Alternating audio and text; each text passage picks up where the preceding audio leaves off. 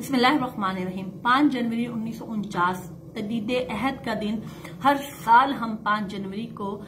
United nation को याद दिलवाते हैं कि आपके पास कश्मीरियों की वो तमाम ऐसी करारदादें जिनमें आपने उनसे ये कमिटमेंट की थी कि हम आपको इस्तिस्वाब राय का पूरा हक देंगे कि आप हिंदुस्तान के साथ रहना चाहते हैं या पाकिस्तान के साथ। 6 जून 1947 को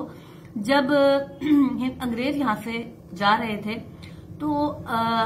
तय ये पाया था कि हिंदुस्तान के साथ वो तमाम रियासतें जाएंगी जो हिंदू हैं, जहां पे हिंदू अक्सरियत है और जहां पे मुसलमानों की अक्सरियत है वो पाकिस्तान के साथ जाएगी। कश्मीर एक ऐसी रियासत थी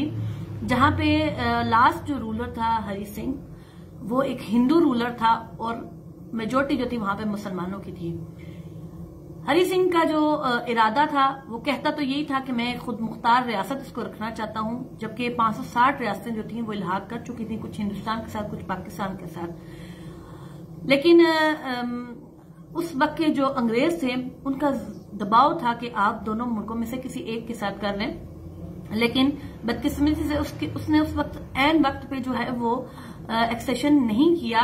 और यहां से जब कबायली गए और क्योंकि वहां पे रहने वाले जो कश्मीरी थे वो समझ चुके थे कि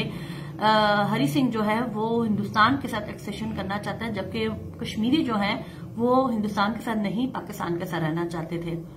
और यहां से जब कबायली गए और कबायलियों ने जब श्रीनगर तक वो पहुंच चुके थे तो बदकिस्मती से कुछ गद्दार, जिनमें एक शख्स जिसका नाम मकबूल बख्श शेरवानी था, जिसको आज भी हिंदुस्तान खराज तहसीन पेश करता है, और वहां पे गलत रास्ता बताने की वजह से जो उस वक्त के कबायली थे वो अपनी जो जहां पे उन्होंने पहुंचना था मंजिल पे वो वक्त पे ना पहुंच सके, और उसी असना में जो है वो नेहरू भागता हुआ शेख अब्दुल्ला के साथ यूनाइटेड नेशन पहुंच गया। और यूनाइटेड नेशन में कई करारदादें जो हैं वो पेश की गई और वहां पे मुज़ाकरात होते रहे, जिनकी तफसील मैं आपको कुछ लम्हे बाद बताती हूँ। तो आखिर में यही तय पाया 5 जनवरी 1949 को कि कश्मीरी जो हैं वो खुद तय करेंगे कि उन्होंने पाकिस्तान के साथ रहना है या हिंदुस्तान के साथ रहना है।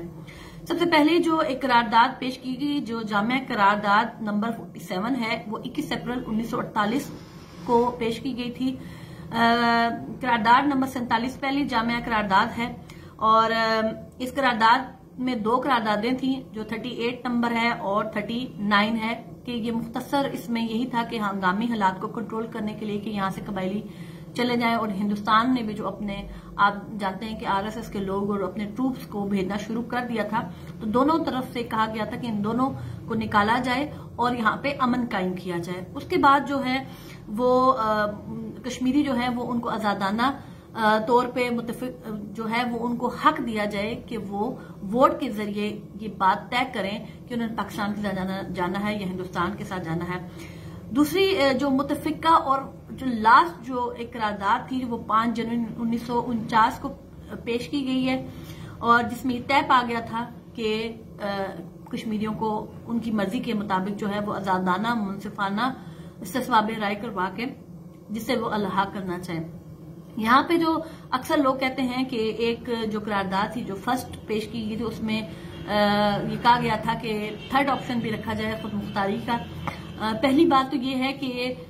2 मुल्कों के दरमियान में ये इशू था, इसलिए बरसगीर का उस वक्त बंटवारा हो रहा था। हिंदुस्तान के अंदर हिंदुस्तान के साथ वही रियासतें जा रही थी जहां पे हिंदू मेजोरिटी थी, और जूनागढ़ हैदराबाद भी जो था वो पाकिस्तान के हिस्से में आना था, लेकिन बदकिस्मती से वो भी हिंदुस्तान की चालाकियों की वजह से पाकिस्तान को ना मिल सका और कश्मीर पे भी उन्होंने कब्जा कर लिया। और आप दूसरी तरफ मैं ये बात कहना चाहती हूँ कि थर्ड ऑप्शन नहीं था। अगर ऐसी कोई भी बात होती तो महाराजा हरी सिंह जो था वो 1961 तक जिंदा रहा, उसके आज भी पोते और पोतियां मौजूद हैं, जो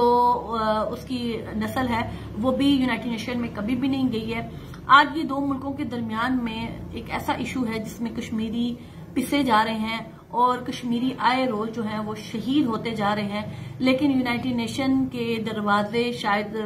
कश्मीरी कौम के लिए बंद होते हुए नजर आ रहे हैं, इसलिए कि शायद इन करारदादों पे अमल दरामद 74 सालों से नहीं करवाया गया और शायद आने वाले 26 सालों में भी शायद इसकी उम्मीद नहीं है।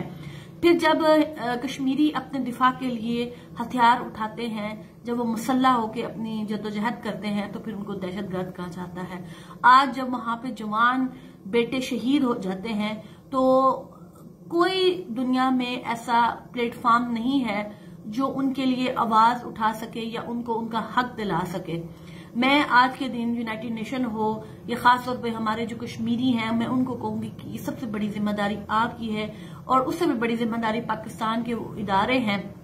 जिन्हें अल्लाह ताला ने ताकत दी है। उनका फर्ज बनता है कि आज लद्दाख के ऊपर चाइना ने कब्जा कर लिया है, तो इसका मतलब ये है माइट इज राइट, कि जिसकी लाठी उसकी भैंस, और शायद जो ताकत में होता है उसी की सुनी भी जाती है। चाइना ताकतवर है और लद्दाख पे इसका कब्जा हो चुका है, तो हिंदुस्तान अपनी पसपाई के बाद जो है वो उससे लड़ने के काबिल नहीं है। तो शायद इसलिए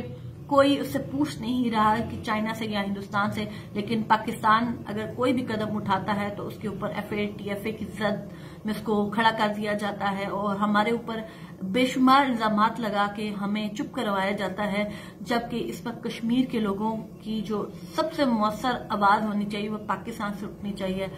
कश्मीरियों का पाकिस्तान के अलावा कोई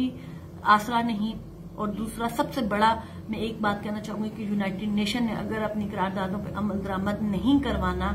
तो फिर आने वाले वक्त में ये खित्ता जंग की लपेट में होगा।